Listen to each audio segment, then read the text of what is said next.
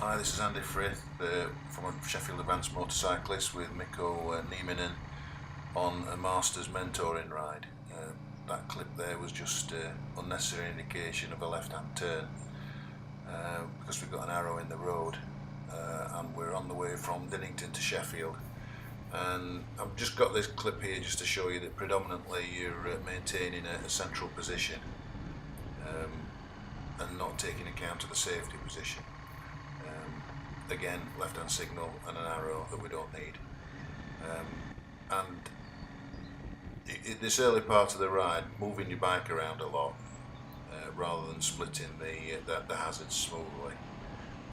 And again, this is just showing that you're really occupying that central position to the sunline and not reacting at all to the hazards that are coming your way.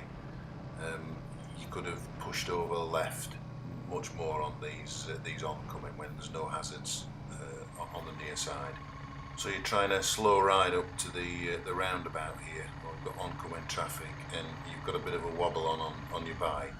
Sometimes it's better just to get up to the junction, stop and foot down. I know you were trying not to put your feet down, but sometimes it's a little bit worse for you. Again, central position with hazards.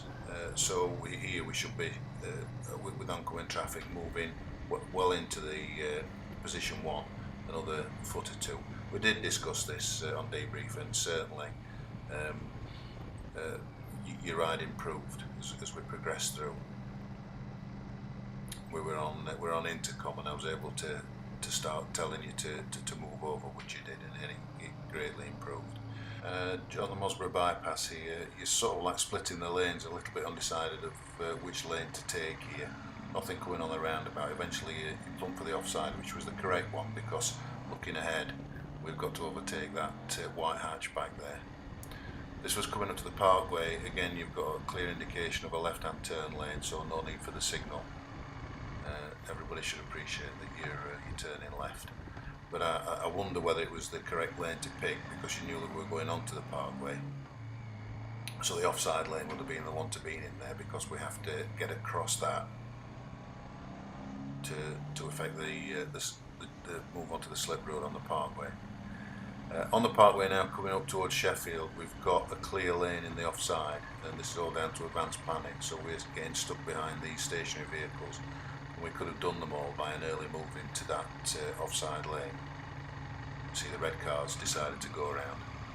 I know you wanted to go left of the roundabout, Park Square roundabout, towards the station, but plenty of time to do that. This is just past the station, and again, forward planning, we're going to be turning right at the roundabout ahead, but we seem to be stuck up behind this queue of traffic on the near side. An early move to the offside would have helped a lot, because what happens now is you're wanting to get across, and so you're having to start to push in front of vehicles behind us. A shoulder check there and a signal.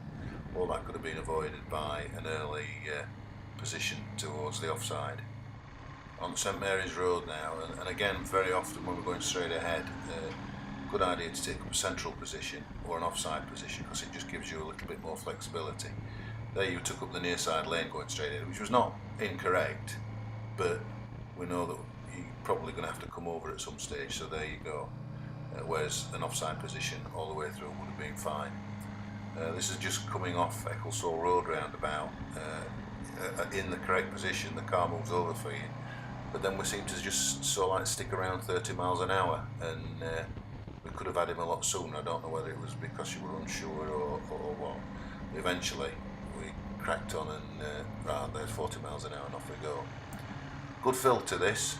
You said over the intercom, are we alright to filter? Yes, when it's safe. This is, I suppose, the dangerous filter when cars are moving. Much safer when they're stood still, because you never quite know when one's going to pop out, particularly on a motorway, but it's quite well done, this. Again, left-hand turn lane indicator, no need, because that's the way everybody's going. And this was a slow ride opportunity. There's nothing behind us, so a mirror check just to see what we're balking, but really roll off and a slow ride up to the lights, see I'm still going. could have affected that slow ride as well. A little bit more anticipation. This was the famous little old lady. There she is on the left. She was approaching the crossing, and you could even see her arm go out to press the button. Yet you didn't react, and you anchored up. Okay, I just put this on fast speed. You might want to rerun it, just to show how much the bike's moving. When it's speeded up, you can see how much you're moving around rather than picking your position through. We're following this flat bike up Snake Pass, and we're talking about getting close. The broken lines come on. We should have really been up into an overtaking position, and because that view opened up, and we could have had him there. You're too far back at the moment to effect a safe overtake. So we started discussing on intercom when you can get up to the back of them. And again, what you can do is, rather than hang in the back, you can move out and have a look. Okay, indicator then, I would say no need for an indicator, but that was quite a good overtake. But you could move out earlier, and we could have started nibbling that line of traffic rather than waiting for the big long overtake. But that was quite good, no problem with that one at all. You asked about this, 3 cars coming here and cutting the corner.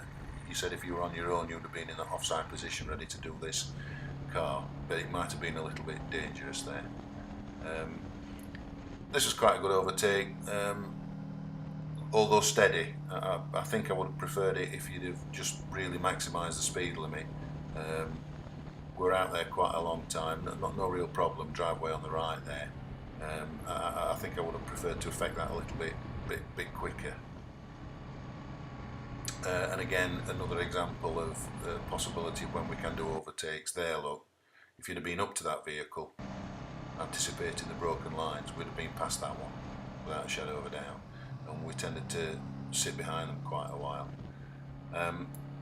This, I wondered why you went on this one, because just here you've got a car in a lay-by that's facing you, and you know, all the opportunities to ride out. Should have spotted that one really. And this one, I was just demonstrating. You're up there behind this van wiggling about. What you can do is go out and sit and get a view, no problem at all. And if you've got an oncoming, just slide back in, and you see you were just jiggling your bike about. Oh, there's one coming, or there's not. So don't be frightened about moving out. Same again here, although I wouldn't have particularly gone. I moved out because there was a bike pushing us in the back, but also you can take a view and you can make a decision. You've got all the time and all the full facts in front of you. You did the van here, and I'll just stop it just there to show you there's a junction on the right. So anything could have been coming out there and turning left. Yeah, a good ride, and the second part of your ride really improved. So there's a lot to work with there. It's good stuff. Well done.